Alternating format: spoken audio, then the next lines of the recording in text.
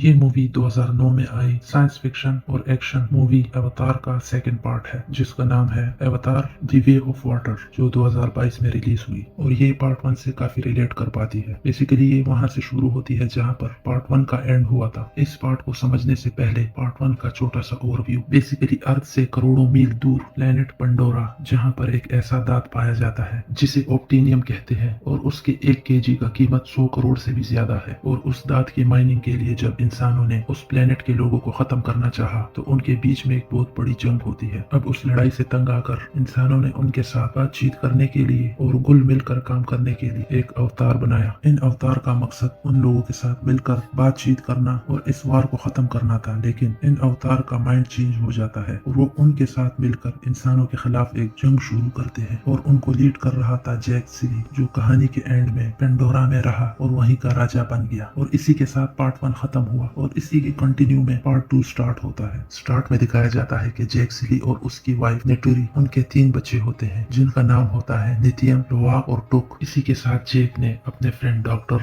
Grace की बेटी केरी को भी अडॉप्ट किया है। अब पहले पार्ट के जंग के बाद जब इंसान वापस पेंडोरा से अर्थ पर जा रहे थे, तो उनसे एक बच्चा पेंडोरा में रह जाता है, जिसे नाम दिया है स्पाइडर। और अब ये 5 बच्चे जैक और नेटुरी के जान बन चुके हैं। अब ये सारे वहाँ पर हंसी खुशी जिंदगी गुजार रहे थे कि जैक को अचानक आसमान पर एक चमकता हुआ सितारा नजर आता है। और जब वो करीब आता है तो ये देखते हैं कि ये कोई तारा नहीं बल्कि इंसानों का स्पेस स्टेशन है, जो कि दोबारा से पेंडोरा पर आए हैं। और इस बार वो ऑप्टिनियम की माइनिंग के लिए बहुत बड़ी तादाद में आए हैं। जैसे ही स्पेसशिप लैंड करता है तो उसकी आग से पूरा जंगल जल जाता है। इस स्पेस स्टेशन से बड़ी तादाद में इंसान निकलते हैं, जिन्होंने बड़े बड़े रोबोटिक सूट पहने हैं। हर तरफ तबाही मची थी क्योंकि इन्हें सिर्फ माइनिंग करनी थी। अब सीन शिफ्ट होता है 1 साल आगे और यहाँ पर हम एक नए अवतार को देखते हैं। अब ये बेकाबू हो जाता है और आसपास सब पर वार करता है। अब सब उसे कूल डाउन करते हैं और उसे कहते हैं कि आप है कोलोनल क्यूरिच, जिसने पिछली बार आकर पेंडोरा में उन लोगों के खिलाफ लड़ाई की थी, मगर उस लड़ाई में आपका इंसानी जिस्म पूरे तरीके से खत्म हो चुका था। इसीलिए हमने एडवांस टेक्नोलॉजी से आपका अवतार बनाया है। और यहाँ पर वो स्क्रीन पर अपने पुराने फुटेजेस भी देखता है, जिसमें उसे मालूम होता है कि उसे जैक सिली ने मारा है। ये जानकर क्यूरिच ये ठान चुका है कि अब वो जैक सिली से अपना बदला लेगा। अब अगले सीन में हम देखते हैं कि जैक की फौज और उसके बेटे भी वहाँ के क्रीचर पर बैठकर इंसानों की बनाई हुई ट्रेन पर हमला करते हैं, जिसमें बड़ी तादाद में हथियार थे और वो उसको तबाह कर देते हैं। एक्चुअली जैक ने अपने बेटों को वहाँ सिर्फ नजर रखने के लिए भेजा था और वो हमला कर देते हैं। तब वहाँ पर इंसानों की बनाई गई रोबोट्स आते हैं और इन पर हमला करते हैं। तब जैक आकर अपने बच्चों को बचा लेता है और बाद में उन्हें गुस्सा भी करता है कि मैंने तुम लोगों को हमले का हुक्म नहीं दिया था। अब अगले सीन में एक लैब को दिखाया जाता है, जहाँ पर इंसानों की फौज फुटेजेस मॉनिटर कर रहे थे और ये मालूम करने की कोशिश कर रहे थे कि आखिर ये जैक की फौज कहाँ से आती है और कहाँ पर जा रही है, इनका ठिकाना कहाँ पर है। अब वहाँ की जनरल एडमोर को मालूम हो चुका है कि उनका ठिकाना वो पहाड़ियाँ हैं जहाँ पर हमारी टीम ने काफी बार जाने की कोशिश की है, लेकिन वहाँ से हमला होता था और इन्हें 10 मिनट भी टिकने नहीं देते थे। अब ये लोग ये डिसाइड करते हैं कि हमें वहाँ जाने के लिए उनकी तरह रूप अख्तियार करना होगा। तब क्यूरे जाता है, वो कहता है कि मुझे उनके तौर तरीके आते हैं, मैं वहाँ जाऊंगा। तब वो वहाँ जाता है और देखता है कि जैक के बच्चे वहाँ पर खेल रहे थे, जिनके पास वो स्पाइडर भी होता है। ये उन्हें पकड़ने की कोशिश करते हैं, लेकिन वो सब भाग जाते हैं और स्पाइडर इनके कब्जे में आ जाता है। अब ये स्पाइडर को लेकर वापस लैब में आ जाते हैं। अब लैब में क्यूरिच स्पाइडर से 1 on 1 मुलाकात करता है और उससे बात करता है कि तुम तो हमारी तरह इंसान हो, मैं जानता हूँ कि तुम मजबूत दिल और तेज इंसान हो और तुम अपने लोगों के साथ गद्दारी भी नहीं करोगे, लेकिन मेरा दुश्मन सिर्फ जैक है। अगर तुम मेरा साथ दो तो सिर्फ जैक मरेगा, और अगर साथ नहीं दोगे तो जितने भी लोग इस पेंडोरा प्लेनेट पर है सभी मारे जाएंगे। अब ना चाहते हुए भी स्पाइडर को इसका साथ देना पड़ेगा। अब अगले सीन में जैक को दिखाया जाता है, जो वापस आ चुका है और उसे मालूम पड़ता है कि इंसानों ने आकर हम पर हमला किया था और वो ये भी जानता है कि वो मुझे मारने आए थे। अब वो सोचता है कि अगर मैं यहाँ से चला जाऊँ तो बाकी सब भी सेफ रहेंगे। अब वो अपना ओहदा छोड़कर किसी और को राजा बना देता है और अपनी फैमिली को लेकर जंगल से निकल जाता है। वो मीलों दूर एक दूसरे कबीले में चला जाता है और वहाँ का राजा टोनोवारी उनका वेलकम करता है। अब वो राजा जैक से पूछता है कि तुम यहाँ कैसे आए, तो जैक उसे पूरी स्टोरी सुनाता है और कहता है मैं यहाँ पनाह लेने आया हूँ। अब टोरोवानी की वाइफ यहाँ आती है, जिसका नाम रेनल है, और वो इन सबको यहाँ से जाने का कहती है, क्योंकि अगर वो यहाँ रहे तो इनके लिए भी मुसीबत बन सकती है और इन पर भी हमला हो सकता है। लेकिन जैक की वाइफ नेटोरी उन्हें समझाती है कि आप भी हमारे जैसे ही हो, अगर आप ही हमारी मदद नहीं करोगे तो कौन करेगा। अब इस कबीले के लोग जैक और उसकी फैमिली को यहाँ पर जगह दे देते हैं। टोनोवारी के भी 3 ही बच्चे होते हैं। दिन गुजरते जाते हैं और ये लोग भी वहाँ के तौर तरीके सीख लेते हैं कभी शिकार करते हैं और कभी पानी में डुबकी लगाते हैं। एक दिन जैक के बच्चों की टोरोवानी के बच्चों के साथ लड़ाई हो जाती है और ये उसे मारता है। जब जैक को पता चलता है तो वो बहुत गुस्सा करता है और अपने बच्चों को बताता है कि हम यहाँ मेहमान हैं और तुमने जिससे लड़ाई की वो यहाँ के लीडर का बेटा है। अब जैक अपने बेटे को समझाता है कि तुम्हें उससे माफी मांगनी चाहिए। अब जैक का बेटा ना चाहते हुए भी उससे माफी मांगता है। अब लीडर का बेटा जैक के बेटे को कहता है कि आओ मैं तुम्हें एक खास जगह पर ले जाऊं। वो उसे पानी की गहराइयों में ले जाता है जहाँ पर एक बहुत ही खतरनाक मॉन्स्टर रहता है और ये उसे यहाँ छोड़कर वापस आ जाता है। अब वो मॉन्स्टर आता है और जैक के बेटे पर हमला करता है। जैक का बेटा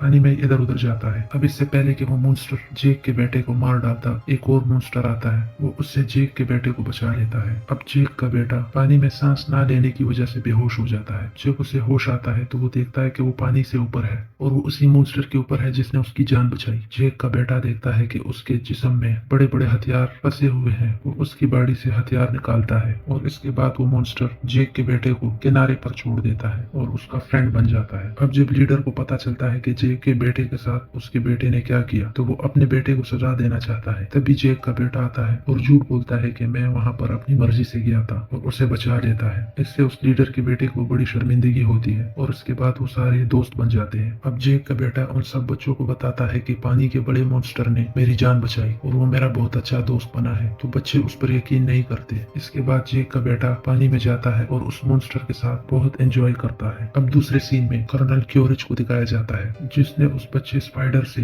वहाँ के तमाम तौर तरीके सीख लिए होते हैं। अब वो कर्नल उड़ने वाले क्रीचर पर भी बैठ सकता है। अब वो स्पाइडर के साथ एक आइलैंड पर जाता है और वहाँ लोगों पर हमला करता है। वो वहाँ के लोगों से पूछता है कि क्या तुमने जैक को देखा है। वो जैक के फोटो को भी दिखाता है लेकिन वहाँ के लोग कहते हैं कि हमने इसे नहीं देखा। कर्नल को बहुत गुस्सा आता है और वो वहाँ के पानी के क्रीचर को मार देता है जिससे स्पाइडर को बहुत गुस्सा आता है और कर्नल को कहता है कि इसकी क्या गलती थी। अब कर्नल वहाँ पर मायूस हो जाता है और उस जगह को जलाकर वहाँ से निकल पड़ता है। इसके बाद वो कई कबीलों में जाता है लेकिन उसे कहीं से भी जैक की खबर नहीं मिलती। अब जब कर्नल अपने टीम के साथ समंदर के रास्ते जा रहा था तो उसके सामने एक बहुत बड़ा क्रीचर आता है। वो उसे मार डालता है। अब ये सारे उस क्रीचर के मुंह के अंदर जाते हैं और उसके दिमाग से एक लिक्विड निकालते हैं। ये लिक्विड बहुत कीमती और ताकतवर है और जो भी इंसान इसे इंजेक्ट करेगा तो उसकी उम्र बढ़ जाएगी और ज्यादा सालों तक जिंदा रहेगा। ये सोचते हैं कि अर्थ पर इसकी कीमत करोड़ों डॉलर्स में होगी। अब ये सब यहाँ से चले जाते हैं। अब वो कबीले वाले जिसने जैक को बना दिया होता है उस मरे हुए क्रीचर को देख लेते हैं और वो जैक पर गुस्सा करते हैं कि तुम्हारी वजह से इंसान यहाँ तक पहुँच रहे हैं। अब ये कबीले वाले कहते हैं कि इंसानों को इसकी कीमत चुकानी होगी और ये इंसानों पर हमला करने का प्लान बनाते हैं। दूसरी तरफ जैक के बेटे को दिखाया जाता है जो उस पानी के क्रीचर से मिलने जा रहा था। जब वो उधर पहुंचता है तो उसे मालूम पड़ता है कि क्रीचर के जिस्म में इंसानों ने एक बहुत बड़ा डिवाइस इंजेक्ट किया है जिससे क्रीचर को बहुत दर्द हो रहा था। अब जैक का बेटा और कबीले के बाकी बच्चे उस डिवाइस को निकालने की कोशिश कर रहे थे। अब जल्द ही इंसानों की फौज भी वहां पहुंचने वाली होती है जो इस मॉन्स्टर को मारकर इसके दिमाग से वो लिक्विड निकालना चाहते हैं जिससे इंसान की उम्र और भी बढ़ जाती है। दूसरे सीन में कबीले वालों को पता चल जाता है कि उनके बच्चे खतरे में हैं, इसलिए सब के सब समंदर की उस हिस्से की तरफ जाते हैं जहाँ पर उनके बच्चे होते हैं। अब कर्नल इन सब बच्चों को देख लेता है और इससे पहले कि इन पर हमला करे बच्चे उस डिवाइस को निकाल लेते हैं और उस मॉन्स्टर को समंदर की गहराई में ले जाते हैं। अब कर्नल इन पर हमला करता है और इससे कबीले के सरदार की बेटी की जान खतरे में होती है लेकिन जैक का बेटा उसे बचा लेता है। अब कर्नल और उसके लोग बच्चों को जाल में पकड़ लेते हैं और शिप में ले आते हैं। अब जैक भी अपने साथियों के साथ वहां पहुंच जाता है। अब वो देखता है कि कर्नल ने उनके बच्चों को शिप के फ्रंट पर बांधा होता है, इसलिए जैक उन पर हमला नहीं कर सकता। कर्नल उसे कहता है कि अगर तुम अपने बच्चों की जिंदगी चाहते हो तो तुम्हें शिप पर अकेले आना होगा। अब जैक मान जाता है क्योंकि वो अपने बच्चों और अपने लोगों को बचाना चाहता है। अब इससे पहले कि वो शिप तक पहुंचता, वो मॉन्स्टर जो समंदर का सबसे बड़ा मॉन्स्टर है जिसकी जान जैक के बेटे ने बचाई थी, वो इनके शिप पर हमला करता है और शिप पर तबाही मचाता है। यहाँ जैक और उसके साथियों को मौका मिल जाता है। वो कर्नल और उसकी टीम पर हमला कर देता है। अब इंसानों और उस कबीले के दरमियान एक बहुत बड़ी जंग शुरू हो जाती है जिसमें काफी लोग मारे जाते हैं। दोनों तरफ से लोग मर रहे थे और साथ ही इस लड़ाई में जैक के बेटे को भी शदीद जख्मी कर लिया जाता है। अब उसकी हालत बहुत ज्यादा खराब हो चुकी है और जल्द ही उसकी भी डेथ हो जाती है। जैक के बेटे की मौत से जैक की वाइफ को बहुत दुख होता है और वो कर्नल से इसका बदला लेना चाहती है, लेकिन उसे पता चलता है कि उसके 2 बच्चे अभी भी कर्नल के कब्जे में हैं। कर्नल को यकीन होता है कि जैक आएगा और वो उसको मारने के लिए तमाम इंतजाम करता है, लेकिन जैक एक ब्लास्ट करता है जिसमें काफी लोग मारे जाते हैं और उसके बाद वो